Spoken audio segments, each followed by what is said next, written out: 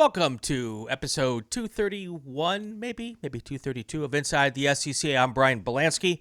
Got a good show for you today. Looking forward to it. Catching up with an old friend of the show, and I say old friend of the show because he is complaining about being old at the ripe old age of the big 4-0. You're such a kid. Welcome to the Big 4-0 Club. For those of us who've been there for a while, probably shouldn't have called you out on that, but It's all good. those of us who are old have enjoy it when people who aren't old complain about being old. So I love that. I love that. Great to have you here. Look forward to the conversation. We're gonna get to a whole bunch of cool stuff about HProd and this year's invitational and all the stuff you got going on with that. We'll get to that in a few minutes. But you've had some things change in your life, work-wise. Some things have changed. Last time we talked, I think you worked for a significantly large tire company, and I know that ended at some point. And hmm now you have a cool wife, because she's letting you pursue a passion. Tell me a little bit about what's going on. First of all, thanks for throwing some points there. She's within earshot, so Good. you just that's good. See, I made up for Um, it. First, I give you a yeah, 40-year-old dig, and now I make up for it with helping you out with the missus. and it's all good. We won't talk about her age though. But yeah, so first of all, thanks for having me back. It's good to be back. This is my third time now on the podcast. And I think the first time doing live video with it as well. So, Oh, good to okay. see enhancements coming to your show and improving each time that I've been on. And yeah, like you alluded to, yeah, I've had some major changes in my life. After nearly 20 years with said large tire manufacturer, which may or may not be perched on your right shoulder right now, um, I decided to follow a lifelong passion of mine and open my own fine woodworking business. So, Burning River Woodworks has officially opened for business on July 1st, doing custom built-ins, furnitures, accents, framing from time to time, and what will be featured at the upcoming H Production Invitational in August are checkered flag picture frames. And, Nice. play your cards right, Brian. There may be one perched on your left shoulder at a future episode of the podcast. So we'll see what we can do for that. So it's interesting because I put out a post on social media a couple of weeks ago about being a maker, and makers come in all different shapes and sizes. Not from a physical form, but as much of the form of the maker. And I very much consider building cars, woodworking, um, Mhm. video creation, all of that I kind of put in the maker space. Mhm. I'm a huge fan. I don't know if you're a YouTube consumer like I am, but I kind of got into this maker thought process during COVID. I started following a guy who I did a bunch of stuff. I was a huge fan of Mythbusters Mhm. and Adam Savage, and he has one of the Yep. best maker channels on YouTube out there. It's called Tested, and he does a whole bunch of stuff between model making and woodworking and projects and the project of that. Mhm. And I'm like, and I didn't think about being a maker until I started following him, and realized that since I was with my grandpa back in high school, I've been a maker of sorts. Um, Mhm. and the post on Facebook was talking about building a thing, and that Grandpa judged a project by how many trips to Home Depot it took, or to the hardware store. There was no Home Depot back in the day, but if you could plan the project well enough, where you only had to make one trip to the hardware store, you were doing Mhm. good. I did not do Grandpa proud on this last project, but cars, and this is why I want to talk about this: building cars, building woodworking stuff. It's all making. And Mhm. do you see that correlation? I definitely do, and from the time I can remember being a little kid, I was either out in the garage holding a wrench, working on Dad's bug eye spread at the time, or down in the basement with a hammer, nails, and a handsaw, building something from scrap wood that he just had laying around there. And, those two passions in my life kind of came together in Boy Scouts as a little Yeah. kid, doing the Pineland Derby, which, Hmm. obviously is still a big hit now across the country with Scouting of America. But, I could build a car out of wood. Yeah. And from there, that kind of that stoked that creativity that was inherent with me. It also created a desire to become an engineer. I have a bachelor's and a master's in mechanical engineering from Penn State, and that really was taking that creative side, turning it into the design, and then turning that into the passion behind the wood and the car. And it really just it's defined my life.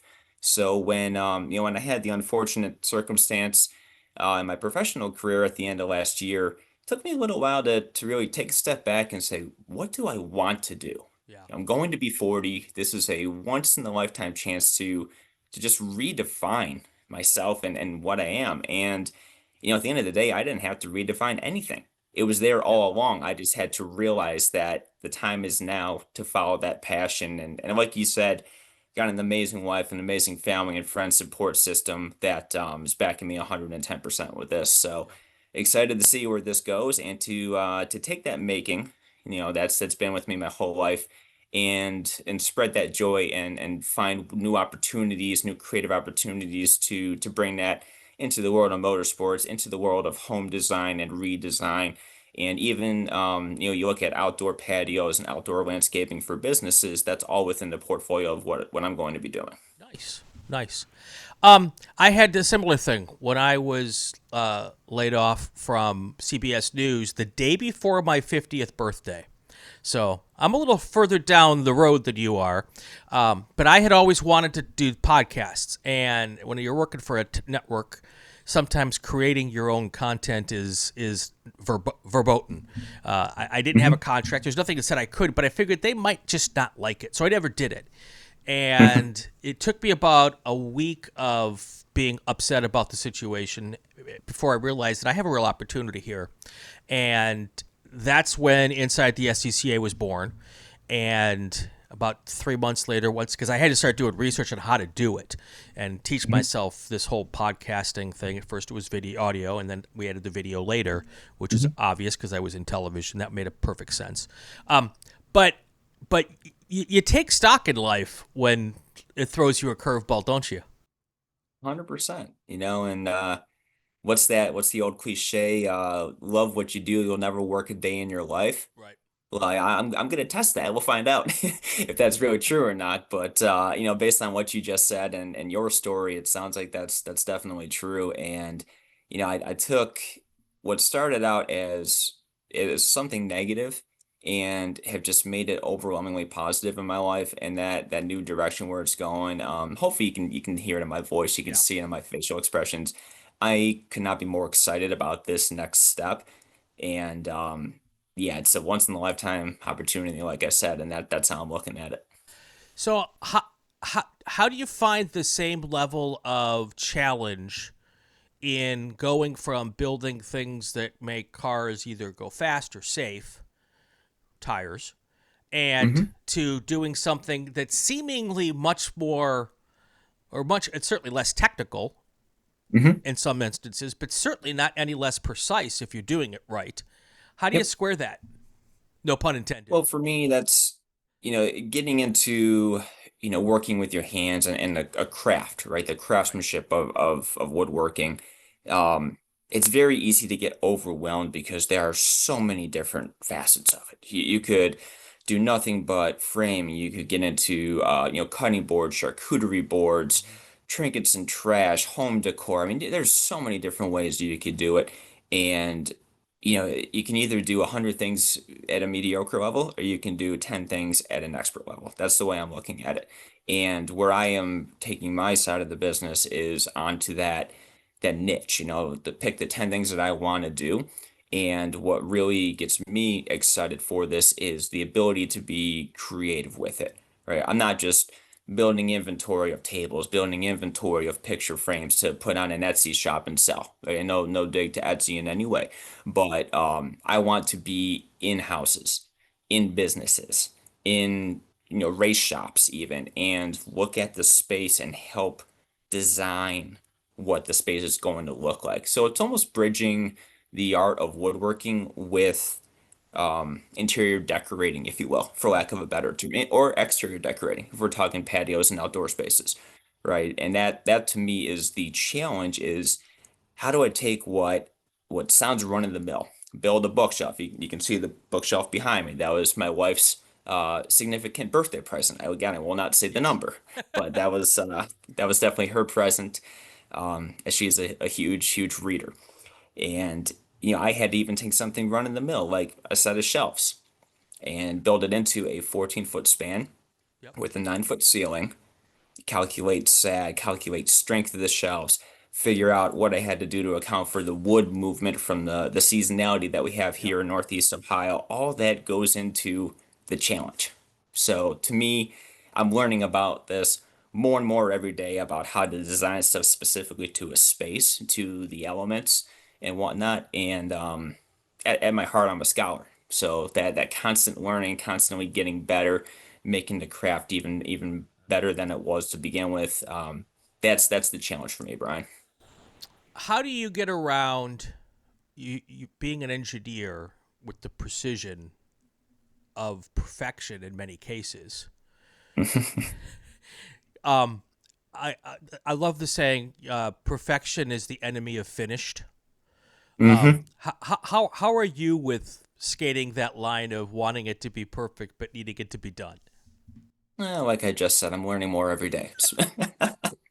And you hit the nail on the head. At the end of the day, you have a finite amount of time, a finite amount of resources, and a finite amount of energy, both physically and emotionally, to put behind a project. And you can make something great and it's not 100% perfect. Right. And the justification to me is if you build something in the fall when it's mid 70s and 20% humid, it may look perfect. Next summer, when it's 70% humidity and 90 degrees, it's not going to be perfect. That wood is going to twist just enough and move just enough where it's not going to be perfect from day to day. And to me, drawing the line there is being able to look at something with the pride that I built something with my hands and just be proud of what that, came out to be and treat it as if it were in my own house. Yeah. Treat it as if it were in my own race shop. That to me is where it's like I did something super high quality, customers gonna like it, and it's gonna last them a lifetime, even if it's not 100% perfect. The one difference and the corollary when doing it as a business versus doing it as a hobbyist, when there may not be any motivation to have it finished. As a business, you've signed a contract, or you've made an agreement with a customer, and Yep. just like motorsports, qualifying starts at 1 p.m. Eastern, whether you're ready or not. Race Hmm. starts, the green flag falls at 3 p.m., whether you're ready or not. So when you have a customer and you've promised it at a time, you have a deadline, and Hmm. it's time for you to hit that deadline. So I guess on the business side of woodworking and that kind of craftsmanship, having it as a Hmm. business helps you make sure that you've got a deadline and it gets done, right?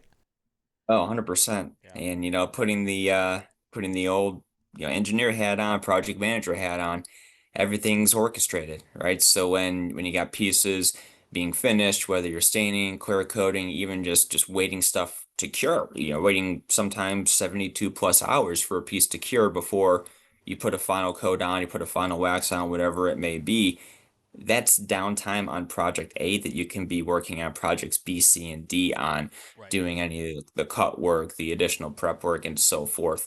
For me specifically, that's time that I can go to the next job, into that house, into that business, and see what am I going to do with this project. So that's something that as more and more of these large jobs come in that I'm going to be on site, beyond the initial consult, beyond the install. I envision myself going a half dozen to a dozen times to some of these sites, Sure. right? Just to see how everything is coming together.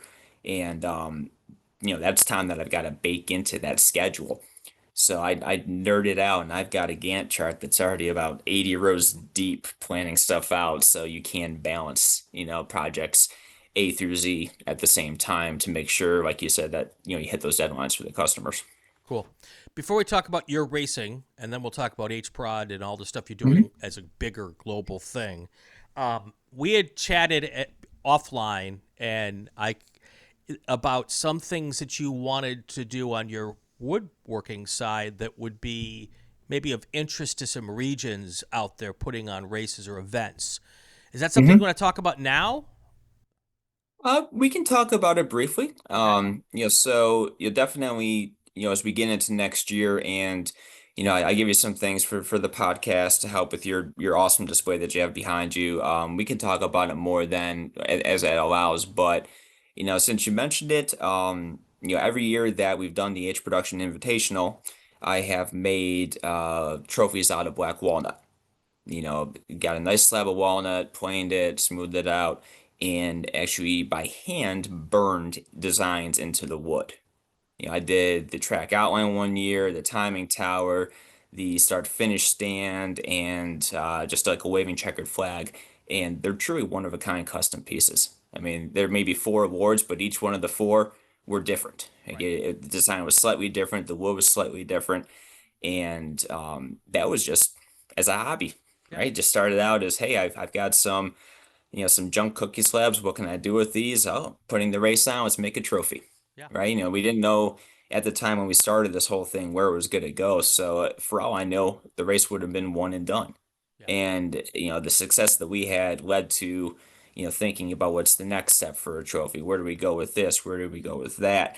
And like I mentioned at the beginning, this year I'm making checkered flag picture frames, right? So between using walnut and maple, it's going to be all wood, nothing stained, just Yep. all wood, then clear coated. So you really get that nice contrast of the deep walnut and the light maple. And, just making 5x7 frames for people. Pretty simple. It's more dry time with the glue than anything when it Yep. comes to actually making those. But we're going to give those to our podium finishers at the feature, as well as to the hard charger winner. And I offered to make you one for your podcast, Brian, to Great. put somewhere on your wall. And that may be something of interest to the regions or to the divisions, right? Do they want to do individual race trophies, full season awards, anything for member recognition, 40-year member or 50-year member at the annual banquet? That's all stuff that to me it's fun to do. And I'll be frank, there's no margin in picture frames, No. right? To me, No. it's getting the name out there, getting the brand out there, and potentially bringing on new customers that I wouldn't have otherwise been able to reach. Right. So, if there is any interest there, definitely, reach out to me directly. burningriverwood@gmail.com is a good email, or reach out to Brian through the podcast. I'm sure he'll gladly put you in touch with me, and we'll see if we can make some stuff together. All right. So let's talk about cars. How's your racing program going these days? So I recently put in a new motor into Okay. the bug eye. The comp board was nice enough to give us an additional point of compression last year, and the motor was done and ready to go in, and I ran out of time, Yep. to be honest. Things were busy in the corporate world. I left the old mule motor in there, did one race, and that was the year for me last year. Okay. That's just the way everything fell. Yep. I've since put the new motor in at the higher compression, upgraded to larger rotors. They were also allowed within the rules that have been allowed for 25, 30 years and just never put them on the car. So I'm making some updates here and there, and I did get out to a test day about a month ago to shake it down, and I would say 95% of the stuff is good, and little things to fix are, a couple weeks before the next race, and I'm good to go. So I am taking a vacation with my wife, at the end of this month and early next month. And once we get back from there, the plan is to hit a couple of the fall regionals and just support the local regions Yep. in Steel City as well as Finger Lakes region up at Watkins Glen at the fun one. Yep. And then we'll see what happens next year. So let's switch gears and talk about H production. Hmm? A lot of changes in the SCCA this year, and some classes have been didn't have the numbers to go to the runoffs anymore. F6, Mhm. a couple classes, the open wheel, small bore open wheel classes aren't invited to all of the Super Tours this year. Lots of consternation over that from the participants in those classes, which I completely understand. A Mhm. couple years back, wouldn't have been unthinkable that we'd be talking about H production Hmm. as one of those classes. Um, you could also say the same thing about B spec a couple years back. Hmm. Let's see, there's probably a couple of others, but those two come to mind. Hmm. Obviously, we've seen a tremendous resurgence in B spec over the last 5 years, and a handful of folks were really big into that. And seeing somewhat of a similar route for H production, and I know you were a big part of that. How do you feel about the state of H production today? I like where it's going, to be honest. The community, the class is stronger than ever in my mind, and that strength goes deeper than just the national participation numbers. Or that, and that's where I say that comment cautiously and had to elaborate a little bit. You look at last year's car count, and H was down. I mean, substantially versus previous years. I think we just cracked 100 total entries for the nationals. Excluding the runoffs, like 102, 104, I think was our official number. Right. And that was a little bit scary, especially seeing the CRB note come out about the 5.0 golden number to guarantee a runoffs. And, otherwise they were looking at potential class consolidation or this or that. And, 5.0 was just meant to be, we guarantee you a spot. It wasn't, if you don't hit this, you're out, right? It Right. wasn't a firm line like there's been in the past. But when we saw the consolidation of GT Light into F production, GT3 and STU are kind of phasing it in with the GT3U this year and then going to what Right. the future looks like in 26 and beyond. I kind of had I had a deer in headlights moment, if you will. I know this is a family show, you know what I really wanted to say. Right. But yeah, for whatever reason, 24 was just such a down year. And I started to hit the panic button saying we got to get our numbers up in 25. Right. We absolutely have to. So, myself and a few of the other people behind the scenes put our heads together on, different creative ways that we could have to get those numbers back. And, whether it was advertising target races to try to get, 10 cars Right. at one of these races, or, having somebody offer to host a dinner party on Friday night as people were loading in to take some burden off of people from towing, far distances to a race Right. and then having to eat dinner at 11 o'clock at night. It really it was another way to bring the community together, right? And I know that you mentioned B-Spec. Obviously, Frank Schwartz had a big hand in getting them back into numbers. And, Frank ran year-over-year comparisons of all the classes still allowed at nationals. And H was one of the only few that were up year over year. And if you look at our numbers prior to last weekend, we were one shy of what we did all of last year. Oh, good. And there's Great. still 8 or 9 Yeah. national Yeah. level races remaining on the calendar, right? So what we are doing is working. People are, racing events. Even we urge people run your local majors, run your local super tour, even if you're traditionally a regional racer. Just one time, have a short tail, go to one race to try to help those national numbers so that we could keep age production as a runoffs class. And that's ultimately the goal. Yeah. You ask a lot of people in our class, it's a very low horsepower class, right? And Road America may or may not be the best track for said class Sure. given the power Sure. level of that. And I do think that is part to blame for why the numbers were so low last year. However, we needed those numbers up this year and to maintain that next year again when they're still at Road America to preserve H being a runoffs class wherever it may go beyond Road America. And kind of beating that message got a few people thinking, okay, yeah, we need to run a majors, even if we're not going to Road America. We just need to run a race to help the class so that when it goes to in Indianapolis, when it goes to a Mid-Ohio, track that is truly amazing for an H production car. We got to have a ticket to the dance at Yeah. that point. Yeah. So it's just been an overwhelming response from H racers, even people reaching out saying, "Hey, I don't typically run H, but maybe I'll put an H on the door of my B spec to help you guys out because we like what you're doing." And that to me is where we took this whole initiative. We're in the fifth year now of the H Production Nationwide Points Championship. We took it to 2.0 this year. We have people from other classes wanting to run to help H stay at a national level class. And there's nothing more gratifying than hearing, hearing that from other classes. Yeah.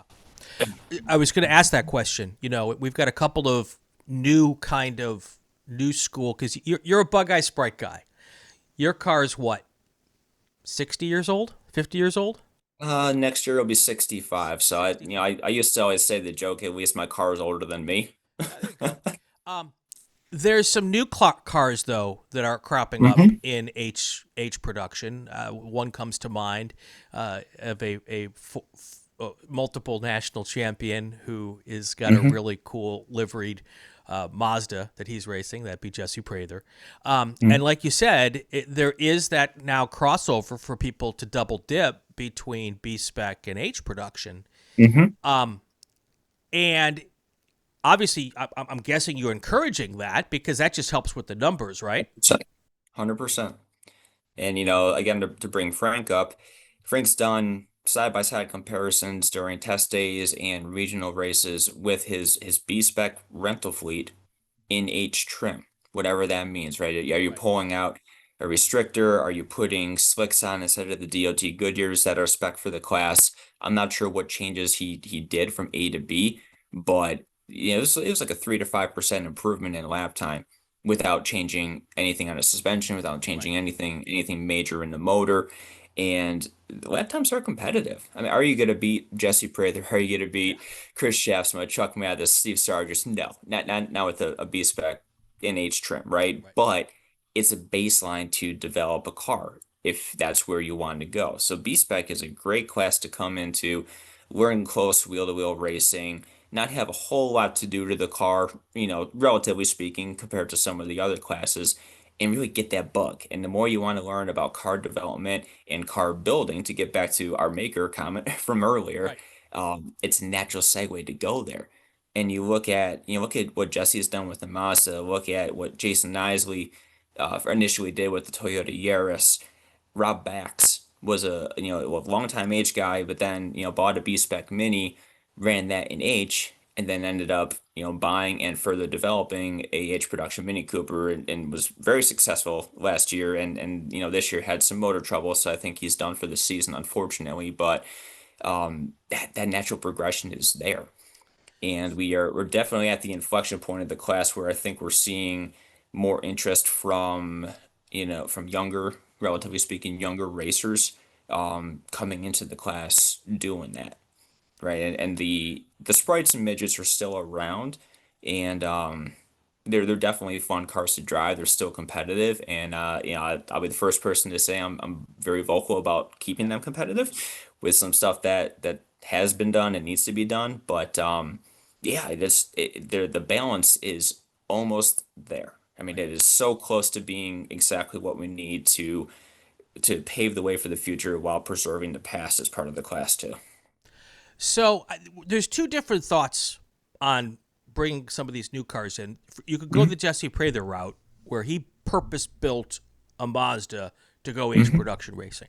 That's obviously the faster way to get competitive within Hmm. H production. Then you've got the B spec guys who are doing a little this, a little bit that, and running Hmm. in H production. Is there any thought to try to help the B spec guys and gals who want to make that crossover by seeing what other modifications can be allowed to when they make that crossover that still they Hmm. can run both in the same weekend? I think there would be a lot more opportunities if the groups weren't or the classes weren't grouped together, Yeah. right? That's the one hindrance I see there, and yeah, I do a lot to help out the Ohio Valley region at my home track, down in Mid Ohio, with some of the race behind the scenes stuff. I've never been officially an official for the event, but I've always been helping out, the longtime guys there, guys and gals there, and I always make a point to say, can you split up production and B spec? And it's not a we don't like them, they don't like us thing. It is to do exactly what you just suggested, Right. which is you can show up and double dip. And every regional that I've been to in 20 years of racing my car now has, they've had a two class one car option Right. on the if you look into subs, right? One driver $500. One driver, two Right. classes, $700. It's a discount, right? For you to you already have the car there, you can drive twice. I mean, even if you only drive one of the 2 days and go home early on Sunday, you're still paying for 1.5 entry fees and getting quality track time for Right. both. And I don't know if we'll ever get there with national race groupings, whether it's a majors or a super tour race, because the cars are similar size, similar weight, similar speed, and then they class together in the bigger races. But I think giving that opportunity to more people would help advocate that crossover more. Yeah, I've thought about where else B spec could go. Maybe Touring 3, Touring 4 in that race group. But it's hard because just like with the open wheel, small bore open wheel cars, Yep. there's not a lot of Yep. places where you can pair either an H production or a B spec car other than together Hmm. where you're not having to get a whole new group. Now, I know B Spec sometimes has enough numbers where they do get their own group. That's obviously a great scenario because then Hmm. they can pop into H production. But like you said, it's a money game both for racers and for people putting on the races. And if you can add another 10 cars at 300 or $400 a weekend, that's another four Hmm. thousand bucks of double 100%. dippers. And I don't know any region who wants to turn down a extra $4,000 of entries. So Hmm. it's worth the time, I think, for people to explore ways to make that work. Yeah, 100% agreed. Yeah.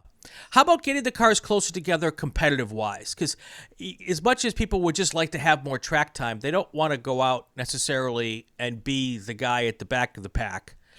So, is there any considerations do you think that could be made to help give the B spec guys a little something easy to get Hmm. them a little closer to being competitive? And there were some rumblings about, can you run a B-spec car, and I think it was ITB as well as in production, and Frank was really driving that one as well. And say, okay, do you run a B-spec in H and you get a X% weight break, for example, Yeah. something like that.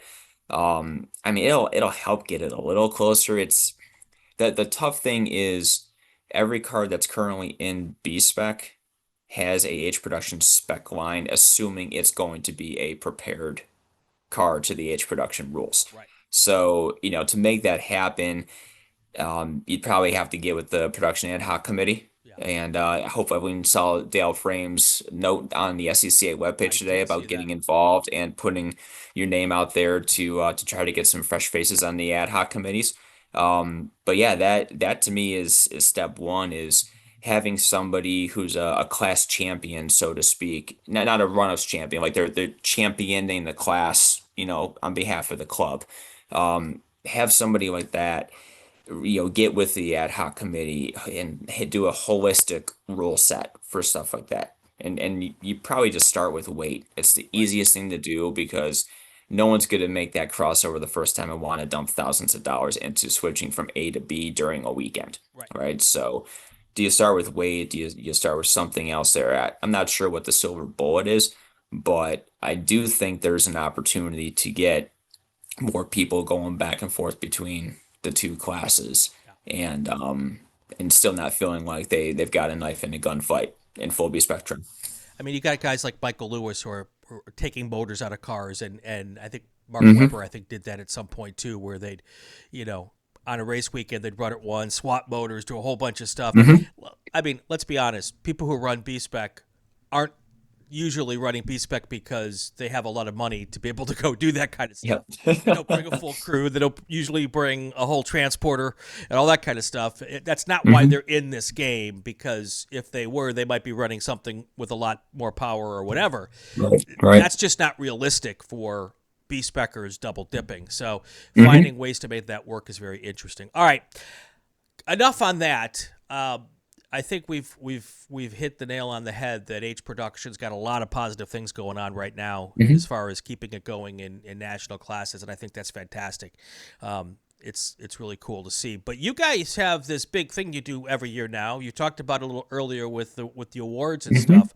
Give us there's two things, I guess. You've got a Hall of Fame thing happening. Is this Hmm. the first year for the Hall of Fame? This is the first year. Let's hit that first. Tell us about the Okay. H Production Hall of Fame. Yeah, so also just building upon the momentum that we have, trying to get people excited to join the H production class to race with our community. I had an idea, I'll be honest, or a couple of IPAs, a campfire, and a 1988 runoffs tape on the TV outside. And I just came up with the idea of, how can we bridge the legacy of the class with the forward momentum that we Right. have? And, just came up with the idea of a Hall of Fame. I got on the horn. I texted, some other people behind the scenes that helped with the series and said, "What do you think about this?"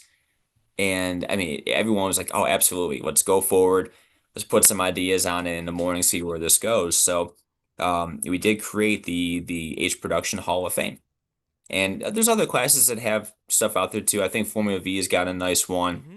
If I remember correctly, Sherm Stock had something back in the day as well. But with this hall, what's unique about it is we let any past or present SCCA member nominate and then vote. You don't have to be an H racer, Hmm. past or present. You just have to be a member. You don't have to be a road racer at all. You could be someone who is an autocrosser. You could be a club volunteer that knew of the class's history, and Right. that's what we really tried. We wanted to create that welcoming community, if you will. H has been a class since '64, or it's been a run-ups class, national championship class since Right. '64. And last year was the 60th anniversary, if you will, right?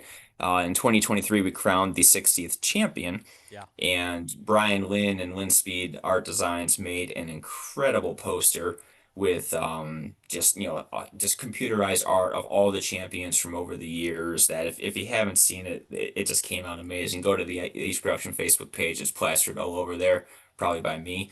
But yeah, we really wanted to take that history and help the new younger racers learn it and continue the legacies going forward. So yeah, we had let's see, we had 22 or 23 H production racers, champions, people that helped make the rules. We even had engine builders and crew members of storied H racers nominated for this. And we formed a committee of 5 people to be the selection committee once the votes came in. So, the day after the runoffs, we open up the nomination window. We're doing the same thing this year. So look on the SCCA webpage, look all over the H Production Facebook page, the Prod Board will be advertising there.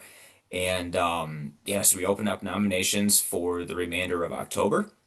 And then for the entire month of November, each member can vote for up to 3 people. Can't vote for the same Right. person 3 times, but you can vote for up to 3 people. Then the selection committee took the 5 top vote getters Hmm. and picked up to 3 to induct Got into it. the Hall of Fame, right? And that was really just to really try to put some more teeth into it, and it wasn't just well, whose buddy Popularity got the study. most votes Yeah. kind of thing. We didn't know what we were getting into when we devised this whole thing. We had almost 600 members vote Right. in this last year, and it was just absolutely incredible.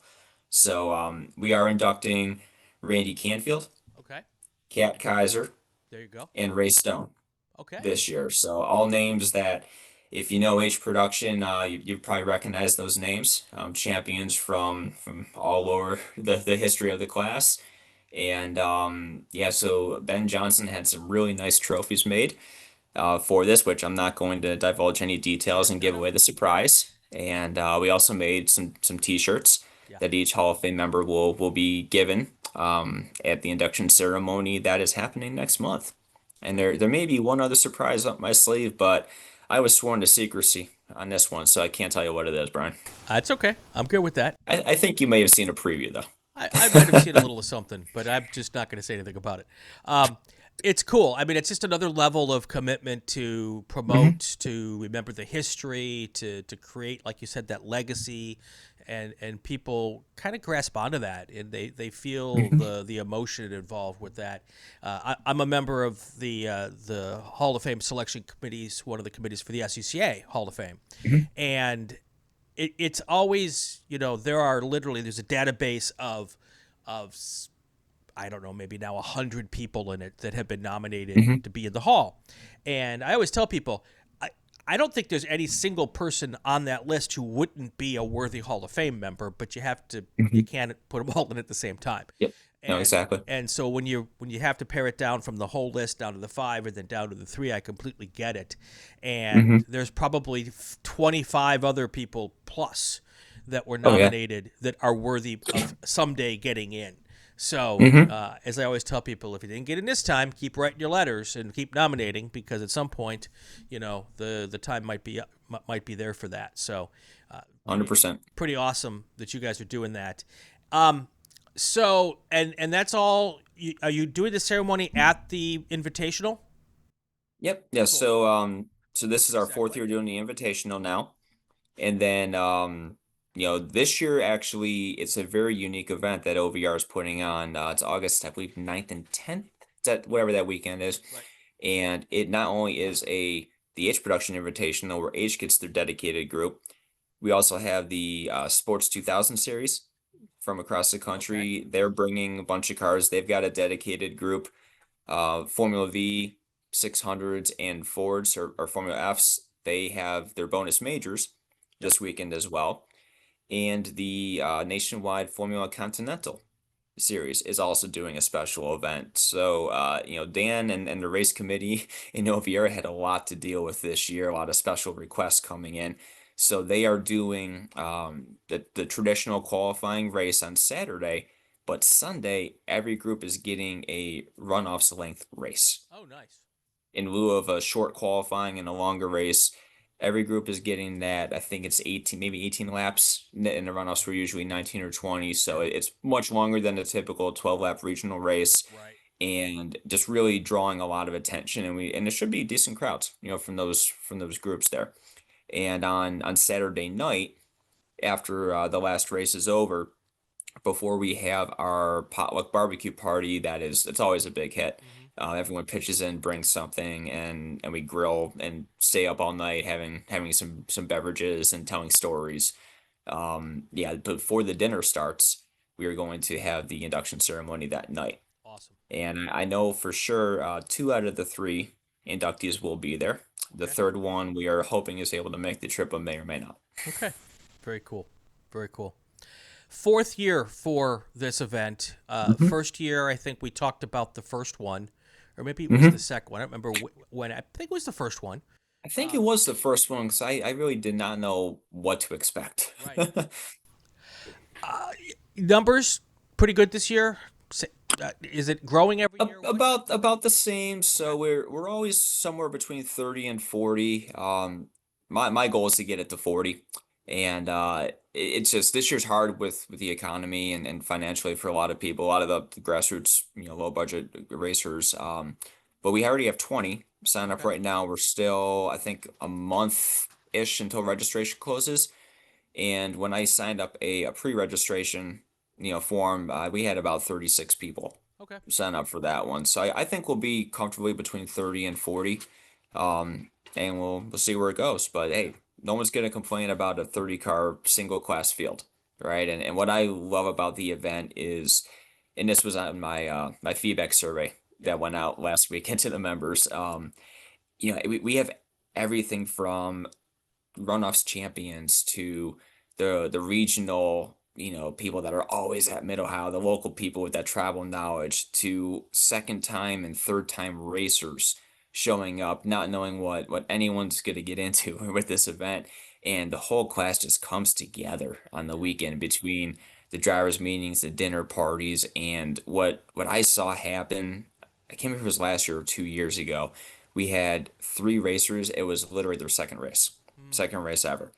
And I won't mention names, but we had two runoffs champions and we had two people that have been racing for 30 plus years take those novices under their wings and mentor them that weekend. You offering them advice on track, advice on racecraft, like, hey, don't be overwhelmed. You're going to have somebody to race with no matter how fast or slow you may be on the track. Just have fun and and just learn what this class is all about. And you can't write a script, you can't write an instructional manual for that. That's just good-hearted people wanting to help other people that share the same passion. And it that warmed my heart to see that just all come together. You may have answered this question with what you just said, but after over 4 years, is there a story that I don't know that I'm surprised that the national championship champions would take the newbies under their wing in a class like H production. H production is kind of like Formula V. It's a family class. Yeah. The people who've been in H production in many cases have been in there for decades.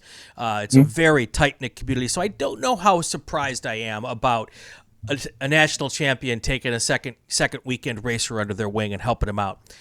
Is there anything that you've learned over the 4 years doing this that you didn't expect? I'll go back to a cliche. You don't know where you're going until you know where you've already been. Mm. And where I'm going with that is we had a second generation H production racer at the event. I believe this was the first year, and he ran an SCCA for years and years and years, and within the last 5 years or so switched over to vintage. In his Sprite. The cars were getting a little outdated, putting the money into updating it with the rules, this and that. And it made more sense to go to vintage, and that's where he's been. But he made a point to be at this event because it was almost a throwback to the glory days of the runoffs at Mid Ohio from was it 95 to '05, I think, or 94 to '05 were the years they were there. And it had that feeling, paddocked in the boonies in the upper grass. Everyone's together, the evening social activities and the class just having its own group. It really was a throwback to those. And that's something I did not expect. I thought, sure, this is gonna be great. We're gonna bring 30 cars, have a fun time, and everyone's gonna have someone to race with. I didn't realize how impactful it was and how much it meant to some of the people that not only were around racing in those golden eras, but people like me who were too young to race during that age, being able to experience something very similar to what that was. Yeah. And said individual showed up with 3 or 4 photo albums with Wow. black and white photos, with color photos back when his dad raced, when he raced against his dad, and then into present years. And I mean, we stayed up. I don't even know what time it was, Brian. I remember seeing like 1:30 on my watch, and I stopped looking at it at that point. We were still going strong by the fire, telling stories, and Keep talking to it tell the was just story while I awesome. go grab something. Hold on one No second. worries. Yeah, so this having everyone come together and just share stories and share laughs, and it was powerful, and I really did not expect that, right? I expected, okay, the national level running guys are going to come, the local Mid Ohio people are going to come. Maybe we pull somebody, from the Northeast or Southeast that want to come race Mid Ohio. I never thought it would turn into what it did. And, I think I had every single person that was there that first year come up to me at the podium ceremony after Sunday's race and just thank me for bringing this all together. And it wasn't all me. Like it was my idea at the start. Mike Kelly, Jason Lamont, I helped out quite a bit, over the years with this as well. And but just hearing how much everybody really appreciated it, how much fun they had, you can't replace that for Yeah. anything. I went to grab it. I was gonna hold it up. I'm going through a bunch of my dad's old stuff, and I have a picture of his H Hmm. production car from 1967 ish, Hmm. and I was at a ghost track in Chicago. I'm pretty certain in the Joliet area, and the name of that track has left me. But I will, if I can find it, I'll scan it in and I'll put it up just to honor my pop, who was part of this class many, many, many decades ago. Absolutely. Uh, Please do. it's you mentioned the black and white photos of the photo op, and a little light bulb came Hmm. up. So, real quick, hang with me. I got to thank the sponsors real quick, and then I have one other thing I want to talk about. You brought it up earlier, but I want to dig into it just a little bit more, and we'll do that in just a second before I give you the opportunity to do your thank yous. So, stand by with me here. That's good. Want to do a real quick thank you to all of the folks who help us make. My gosh, that camera shot's crooked. I'm gonna have to fix that for next time. All the people who come and help me make this solo performance specialists. They're up over my shoulder here. Dave and his family and all the people that help him out. They go to all of or most of the solo national tour events as well as solo nationals as well. Really, really good people there. Of course, it's Inside the SCCA presented by raceschool.com. And those folks have been with us all year. Really appreciate everything they've done to help us out with the podcast. If you need to get your SCCA license, if you just want to learn how to drive a car faster or even safer, come out here to Southern California and hook up with the folks at raceschool.com. They're out at Buttonwillow, and a lot of people like to come out here for their schools because they're pretty good chance that the weather's going to be really nice. So, in addition to the fact they do a great job of the way they teach things, so really enjoy having them as part of our team here. Also, want to give a big thank you to Ray Esports. They are the official sim racing league of Inside the SCCA. We have a whole bunch of sim racing content that we're going to start providing. Might not be on this channel, but it'll definitely be somewhere out there.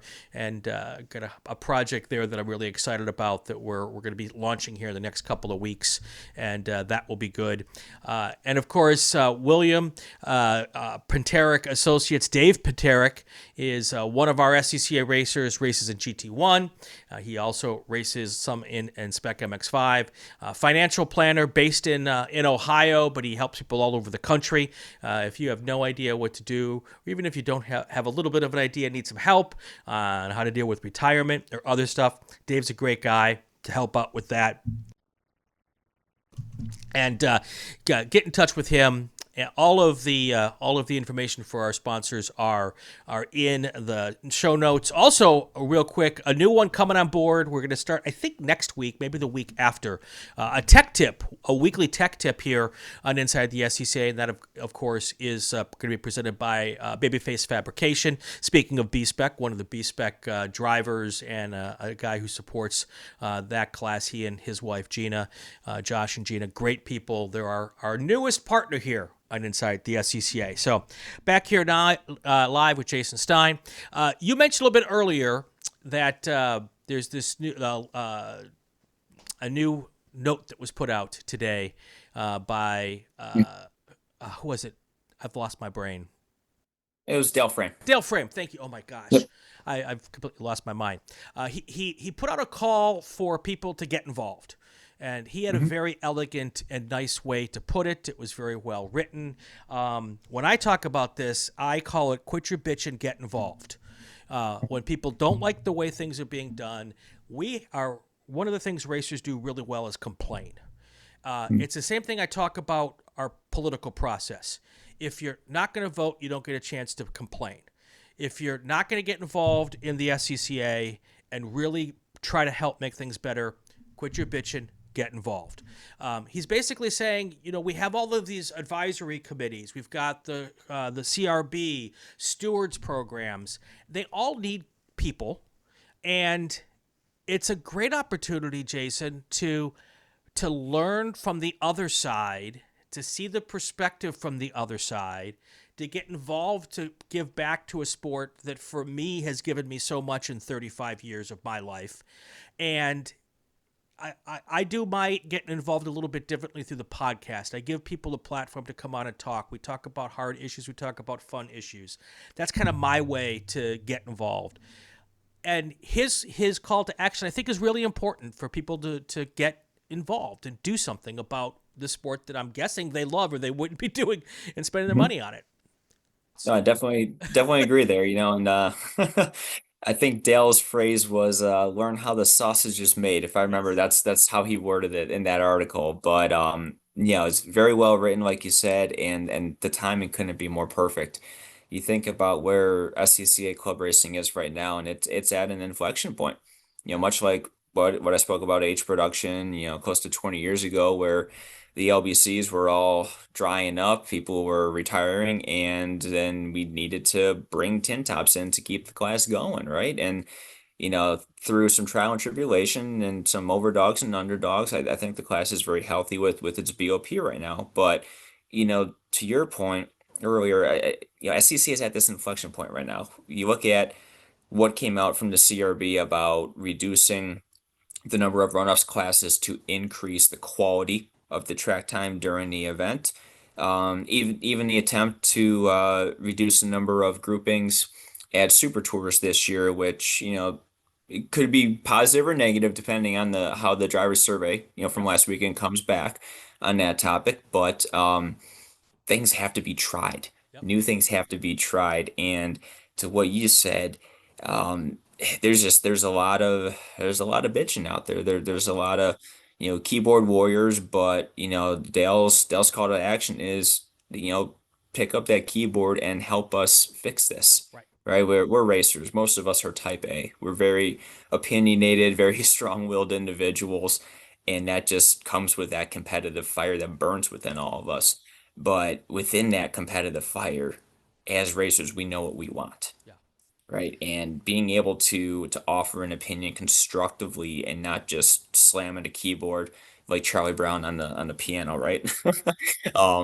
It's a great opportunity, and I think the time is of the essence to do that. If we look at the goals of the CRB to get down to was it 18 classes, I think was the number they threw out there in the note from last year. Um, which 18? Yeah. Is there a right 18? Is there a wrong 18? Yep. Depends on who you ask and who's not in the 18, And right? But there's I've said also a way to do it. maybe that 18 should change from year to year. 100%. If one class earns it more in a year by participation, maybe it's their Hmm. turn to pop into the runoffs for a year, and another one drops off. It's kind of almost like the in football. And I'm not talking about the American version. I'm talking about the European version.